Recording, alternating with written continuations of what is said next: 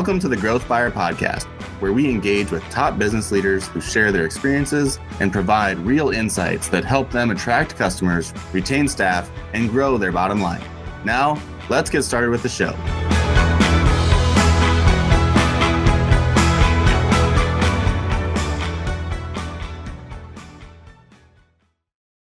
Hi there, I'm Kevin Horrigan, host of the show, where I feature inspiring business leaders from various backgrounds and industries who are willing to share their insights. Today's podcast is brought to you by Spinutech. So David, here at Spinutech, we help middle market and larger companies get more leads. Hey, who doesn't want more leads, right? At Spinutech, we take an end-to-end digital approach, starting with your website and making sure it's the right aesthetic appeal and convincing content to convert your visitors to action. And when we get that part complete, we start to look at your digital advertising tactics, such as search engine optimization, paid search, organic and paid social, email marketing, and more. With a correct website and optimized digital marketing campaigns in place, we help our clients attract more qualified leads, grow leads into existing and new business, and ultimately help those companies grow. Spinutech, thank you so much for your sponsorship today. To learn more, you can go to www.spinutech.com. That's spin, the letter U, tech.com. Today's guest is David Edelman. David has a history of marketing leadership and personalization work spanning 3 decades. Today he's a senior lecturer at Harvard Business School, an executive advisor and board member to brands and technology providers, and an advisor to B2C. David has been repeatedly recognized by Forbes as one of the most influential CMOs in the world, and by Adweek as one of the top 20 marketing and technology executives. His writing and work has attracted over 1.1 million followers to his LinkedIn blog, and he's a former CMO of Aetna, a division of CMS Pharmacy. Most recently, David has co-authored a book, Personalized, Customer Strategy in the Age of AI, and we'll learn more about his research and opportunities for growth in our podcast today. David, welcome to the Growth Buyer Podcast. Oh, terrific to be here, Kevin. Thank you. David, this is super exciting. Can't wait to dig into the book. Can't wait to dig into your research. Can't wait to dig into more about AI. Certainly the buzzword of 2024 has been AI, and so we're going to learn more. Before we get started, I just want to give a shout out. I want to give a shout out to Dr. Jeremy Wise of Inspired Insider and David Wolpart of Frontier Public Relations for making our introduction. So thank you, guys. We appreciate you. Yes, absolutely. David, I gave a great intro of your bio, but it didn't do you any justice to truly who you are. Can you tell us a little about yourself, where you grew up, where you went to school? What did little David want to be when he became big David? Just give a little insight, please. Sure. So I grew up in the middle of Brooklyn, in an area that's actually still not that hip in Midwood. So I haven't seen all the cool hip stuff going in all the way there. But went to a public high school, Midwood High School, and I always was fascinated by music and math. I always had both sides going on, the creative and the rational and the math side, and was always looking for things that, could combine it. I thought maybe I'd go into music business. I also thought about medicine because there's problem solving and things like that there. Realized I didn't have the stomach for medicine, just get queasy way too easily. So I said, okay, business is probably gonna be the track. And so then I got into Harvard, studied economics, minored in music, did a lot of work in theater, music directing shows, playing saxophone, and I've always kept this balance between the two. So then when I went on to do consulting, I went on to Harvard Business School, then worked with the Boston Consulting Group. Marketing just seemed to be an area that combined both sides of the brain. Discovered that in business school. Wasn't really sure what I'd focus on, while I was there, but marketing just had that, the creative side and the math. Maybe I would have been an architect if I hadn't gone that path, because I often think architecture has both sides like that. Sure. But marketing, it was. Yeah, no, that's really interesting. And I think, a lot of our guests, David, share similar experiences that, growing up and going into school, they kind of have a passion or a vision or curiosity, but during their journey, they start to learn a little bit more, and that journey starts to mature into something a little bit different. And so you thought maybe it'd be the music industry, and, but then all of a sudden, the passion for the creative side of the music, but the the analytical side of the numbers, and it became into marketing and consulting, and that's fantastic. Quick question for you: is the saxophone still the music device of choice these days? Yeah, well, you can see the bobblehead over my shoulder I here. see it. My kids gave it to me for Father's Day. I do play tenor sax. I play in a jazz combo at my local music school, and I love it. And in fact, we have a rehearsal tonight. Yay! And they constantly push me. There's something about jazz where you're working with a team. There's a structure, but there's improvisation, and you have to listen to the other people, build off them, push each other, think about your audience and connecting with them. Boy, that sounds a lot like marketing and certain aspects of business. There's It sure just does. parallels there. Well, Yeah. it sure does. I think it's read the audience, right? And so, Yeah. you want to continue to push forward with resonating and getting the right reaction out of the audience. And I don't think I've ever articulate that correlation before, but yeah, absolutely. You're performing for the audience. And if you can be dynamic and go off script to capitalize on some reactions you're getting to continue to energize the audience, it's no different than what we do in marketing. We're putting campaigns out there that took a lot of research and a lot of gut and stuff like that. But when we have good analytics to be able to look at some things and capitalize it, and I bet that's going to open up the door for a little bit of AI in our future conversation here today. I bet it will. I bet it will, and none of that's coin. That's all natural on the fly stuff here. I must compliment too. Right next to the bobblehead with the saxophone, there I see a book called "Personalized." I think that might be on our agenda today as well. We'll get into that. David, your bio, been recognized as one of the Forbes most influential chief marketing officers in the world. There's not too many people who get that kind of distinction. You've had a lot of growth in your career. Can you share with our audience maybe one or two elements of your insights or experience that helped you earn that type of recognition to be recognized as one of the global most influential CMOs?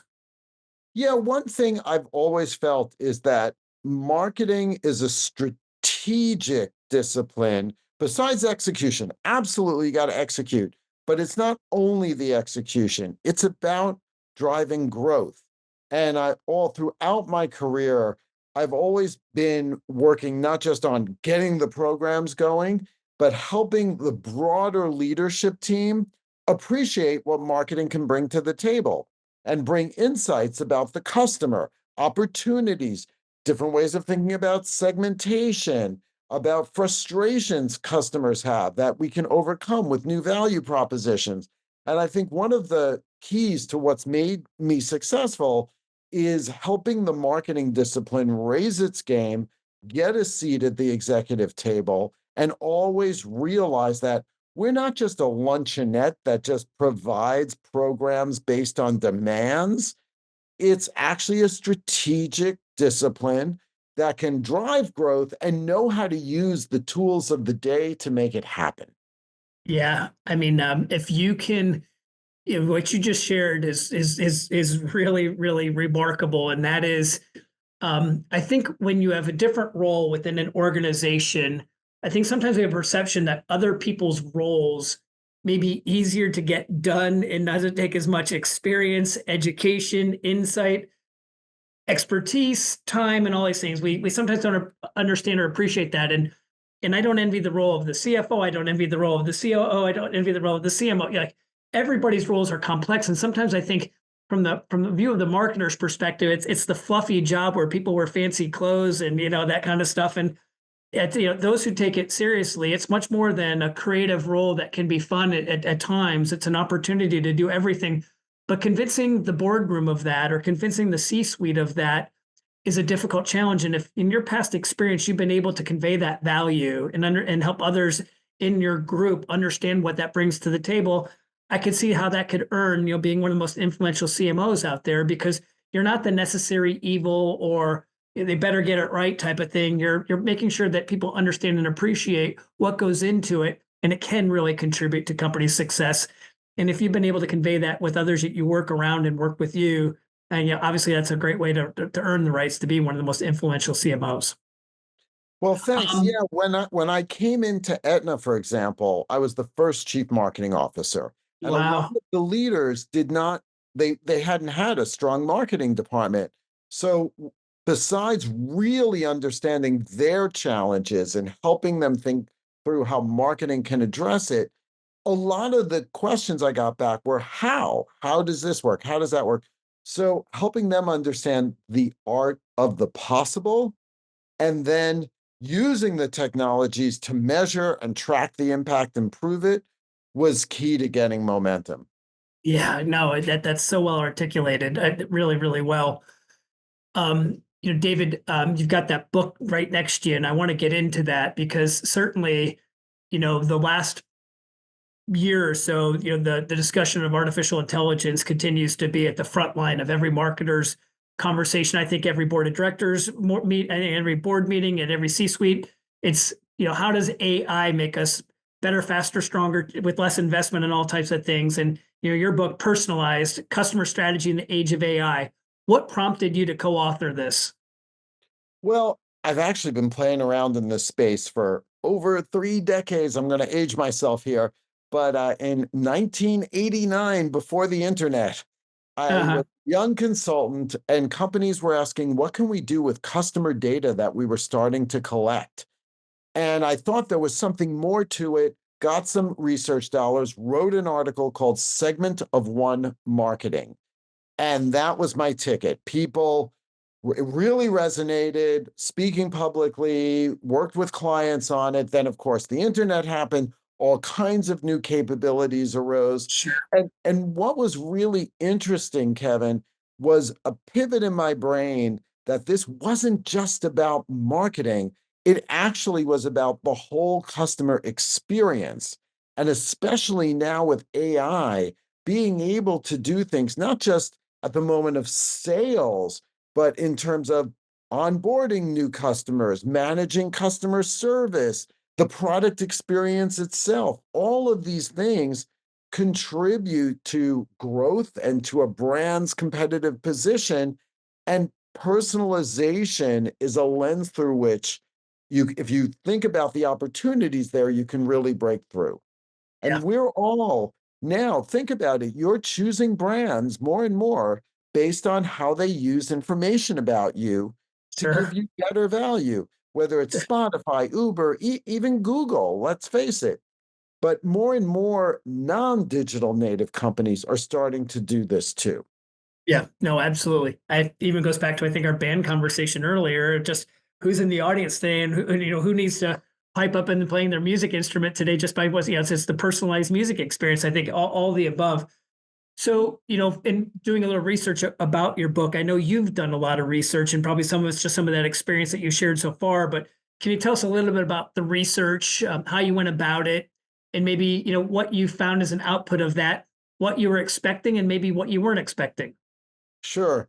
So, in looking at the research, we came up with a concept of personalization that was around delivering customer experiences at scale where customer information was a key to driving value. Now, you come up with a statement like that. How do you know you're doing it well? How do you know you're improving? You need a measurement, you need Sure. some kind of metric.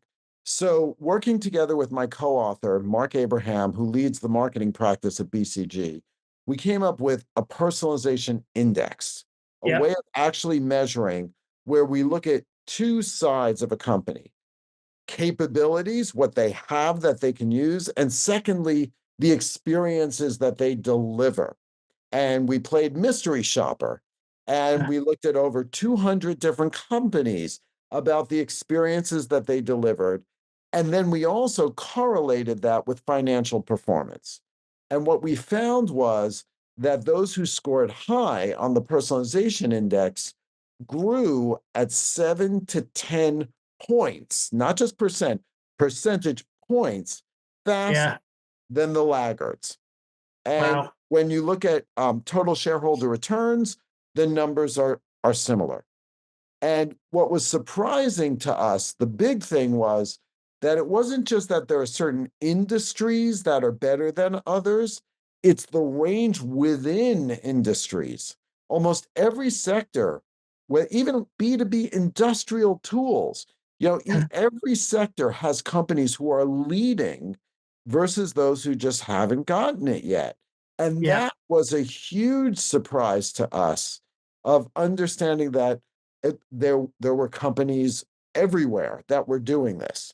So the only place where it's harder is if you don't have access at all to customer information. If you're a packaged goods company, but then right. you should be thinking about personalization in terms of your channels, Sure. and the retailers who you do business with. So there's opportunities for every type of company. Yeah. So phenomenal research, and I'm a data person myself. Love everything you shared. You said it seemed like almost every industry had companies who were taking advantage of capitalizing it, and those who hadn't adopted it yet. Knowing this happened across multiple different industries, almost industry agnostic, is there any parallel to what was the different game changer of those who adopted it and were benefiting it from those who hadn't yet? So those who've adopted it essentially think through 5 different areas, and these are the metrics of the index, and it's what we call the 5 promises of personalization. So first off, they empower people to do things that they couldn't do before based on using customer information. When you open a Starbucks app to place an order, in 300 milliseconds, it knows where you are, what time of day. Are you at work or somewhere else? Could you be on vacation? Are you at home? Is it a weekend? What you've ordered before, whether you buy things on special or not, whether you eat, all of that to create a recommendation of what you might want to order, especially your customized beverage, um, Right. and where you can pick it up. And with one click, boom, in 300 milliseconds. So that's empowering people. And Howard Yes. Schultz had said he wanted to be the most personalized brand on earth. Now, they've had challenges, but that capability stands out. So they empower people. They know you also. They're using data that is permission, that is transparent, that's not creepily obtained to Sure. be able to serve you. Then they reach you or let you reach them at an appropriate time and don't bombard you.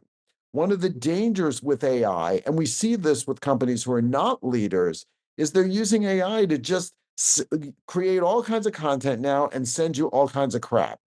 And people are tuning that out and they're Right. unsubscribing at higher rates than ever before. Yeah. Then so we've got empower me, know me, reach me. The fourth is show me, give me an experience that actually shows and reflects it. A good example of that, when I was at Aetna, we created personalized videos for new members to explain their health insurance because nobody understands their health insurance. Sure. So we showed them what it was about. It was a home run. Calls to the call center went down, satisfaction went up. And then the Yep. last is delight me. As you gather more information and test and learn, get smarter, make the experience better. So those are the 5 dimensions of the index. And for each of those 5, there's different AI capabilities, technologies, and then there's also things, aspects of the experience. And so we rated companies along those dimensions, and that's how we came up with who was leaders versus laggards. Yeah. No. Well explained. Um, I don't think there's any conference that I go to today, or any agency owner peer group meeting that I go to today, or even any business group that I'm networking with other leaders, that we're all not still, asking, what do you know about AI? What are you doing with AI? Where do you think you are in your AI journey? Um, and most who are asking are those who aren't comfortable where they're at today. They feel like they're behind. Is there any common thing that you see that maybe is like the change agent that's helping companies who, are hanging on to this way we always done it to become, there's any kind of ideas or areas where you see change taking place, a change agent taking place to get rid of the status quo, maybe the stinking thinking within an organization of fear I'm going to lose my job, and anything you could help share with the audience about some of the change agents that you see the successful to start to benefit from these things? Sure. So there's kind of stages of evolution in working with AI and doing personalization, but especially working with AI. First is when people are doing things for themselves and you let employees experiment on their own, things like Microsoft Copilot, Yeah. for example, but using ChatGPT, Perplexity, tools that help individuals mostly be more productive. And often they may be doing it even quietly because they're worried, but you're Right. letting the experimentation happen. Yep. So that's where I say people are using tools for me. I'm using Yep. it for myself. Then Yep. there's the next level where you say, let's use tools for us. Let's look at processes that we're doing. And how can we use AI, for example, to take all the legal documents that we use to manage all of our relationships, understand the variances in those relationships? Which ones do we have certain exposures to that we haven't really figured out how to manage? And so there's processes that you can start doing where it's not cutting jobs, it's doing things you just didn't do before. And it's raising new capabilities that you haven't really tapped. That's the next. And if companies start seeing that and employees start seeing that, they're less nervous, they're more comfortable. And so you've got for me, you've got for us, and then you have for our customers as the Right. higher level. And that's where personalization comes in, where you Yes. think about what are problems customers have that we can use AI to solve their problems. And again, this isn't just cutting jobs, this is coming up with new sources of value. So, Yes. give you a simple B2B example, a building products distributor who sells like roofing tiles and things like that. Contractors call up, they say, I need these kinds of tiles for a certain kind of solution. I'm building this. And what really happens though is the salesperson has to ask them a lot of questions. It may not be the right tiles. And what if you use AI to capture that information and come back with a good, better, best set of options? Yep. Empower the salesperson to provide recommendations back and also be able to tell the customer price options and when it can be delivered because you're also tapping warehouse and availability information. Sure. That's powerful. So that, there's company already doing that. So thinking, getting comfortable with people experimenting, starting to work on processes to make them more effective, then working to change the customers. That is a way of moving through that definitely has productivity implications, but it's about growth. Yep. Yep. No, fascinating. Fascinating. So your last word you just mentioned there was growth.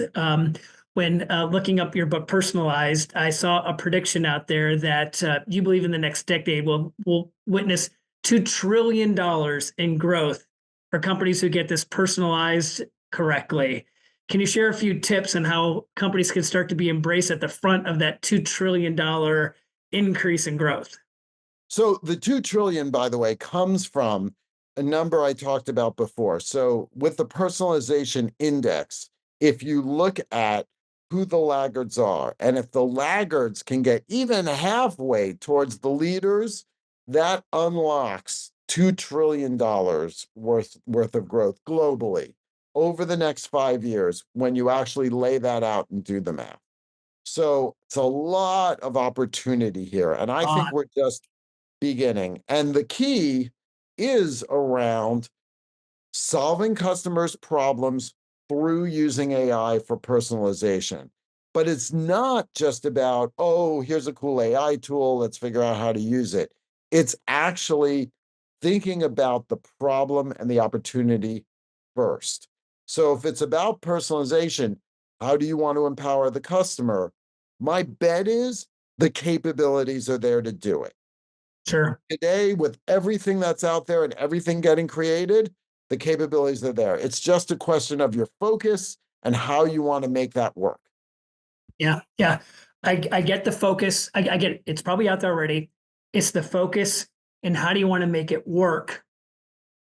What's the motivator of a person who could do this to start doing it?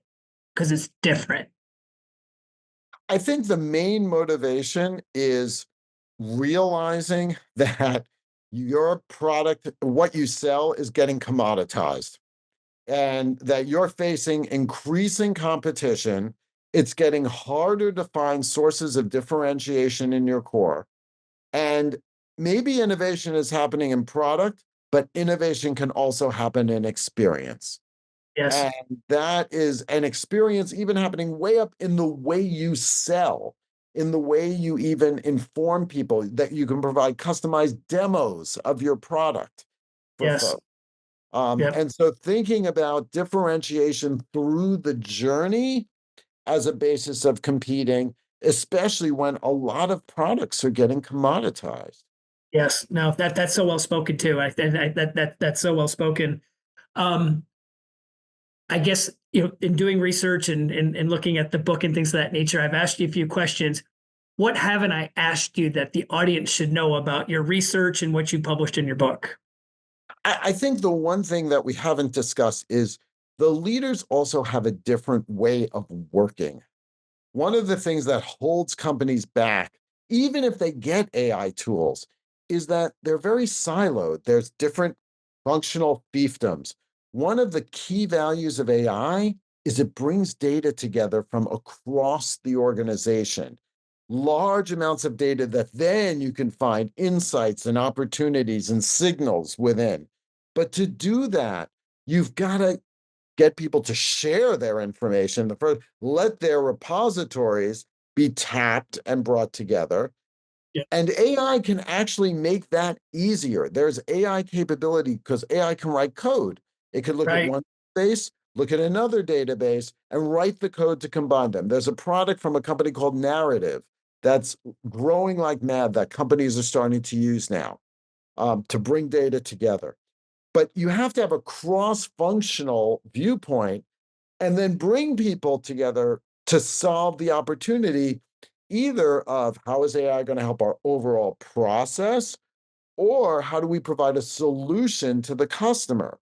And often that may be marketing, sales and service, and product involved. It may involve finance being more of it may have HR and training implications, but you have to work together. And so Right. one of the chapters in the book is all about how the C-suite needs to work together. It's not just a marketing thing. Yeah. No, well spoken. Well spoken. David, a couple more questions for you. So you've been named as one of the most influential CMOs in the world, and leader in technology and martech and that kind of stuff. Have you had any mentors in your life, and if so, how did they help you become? How did they help you grow? Sure. One of the best mentors in my life was the late, great John Clarkson. He was at one point the CEO of BCG. Yep. And he was just a tremendous. I had the privilege at a time when BCG was a lot smaller than it is now, many, many years ago, like back in the early 90s, of working with him and then others of that generation, a woman, Sandra Moose, who really helped me as a young consultant build my stature. They had faith in me that I had the ideas and I could understand how to connect, but I had to get the confidence, the gravity, all of that. So that was very powerful. The other is completely different. It wasn't as much an individual mentor as a group called the Actors Institute. And I was lucky enough to be in a training program, and then I kept a relationship. They're now called TAI, and they helped me in terms of stage presence and being Yes. able to connect with others, tell stories, be confident with my language. And that was a tremendous breakthrough. And it's led to quite a few opportunities for me. Yeah. No, that's fantastic. I think something common about our guests on the Growth Fire podcast is mentors are part of their growth, and you have great stories to talk about all of that. Another question for you. So you're on the top of your game. You've been doing a great research. You just published this amazing book. Where do you find your inspiration and where you continue to learn from these days? What are your sources of learning? There's a lot of different places to learn. One is I'm on the board of a venture capital company called Glasswing Ventures here in Boston, and they only focus on AI. So I get to see quite a few companies, whether they end up investing or not. and some of the remarkable capabilities that are coming to bear in the AI space that I would have never thought through. And that's a very powerful source of ideas. I think the other is I do get invited to speak a lot at conferences, and I see the other speakers, and they're terrific. And there's opportunities to learn from all these other great folks on stage who are showing demos, who are talking about from companies how they went through a change process. So I find that also a tremendous opportunity, even though I'm speaking and giving to learn back. Right, right. My mentor once told me, Kevin, you are who you hang with, choose accordingly. And I can imagine at these AI conferences that you're speaking at, you're sharing some amazing things, but hearing the other speakers out there just has to be another source of inspiration and wisdom too. And what a great audience to be at the cutting edge of, this revolution that we're going through right now. That's got to be very inspiring, I can imagine. Definitely. And then there's one other inspiration, which is just simply music. Yeah. Whether it's going back and listening to jazz greats and how they've done, all kinds of amazing, improvisational things and composing. And then even, newer bands. I just discovered a guy named Corey Wong, who is amazing guitarist with a big band and just doing all kinds of cutting edge things. So I find that inspiring too. Yeah, absolutely. Absolutely. David, you've been inspiring on the Growth Fire podcast today. I want to again give a shout out to Dr. Jeremy Weiss for making the introduction, David Wolpert for setting this all up. They've been helpful for getting you to have an opportunity to share your stories and your inspiration on the Growth Fire podcast. We've been talking to David Edelman. David, if someone wants to connect with you, which I'm sure that's going to happen after they have an opportunity to hear this podcast, what's the best way for them to reach out to you? Best way is just send me a message through LinkedIn. I'm on LinkedIn. It's just easy rather than giving my email address and trying to spell it out. I've got quite a presence there. Yeah, well, over 1.1 million followers. So congratulations. That's nothing to sneeze at either. David, thank you so much for sharing your insights and experience on the Growth Fire podcast. We appreciate your time. We appreciate your insights. We wish you tremendous success with your book, Personalized, and we wish you ongoing success in your journey. Thank you so much, Kevin. This was a lot of fun. Absolutely. You have a great day. You too. Thank you. Thanks for listening to the Growth Fire podcast. We'll see you again next time, and be sure to click subscribe to get future episodes.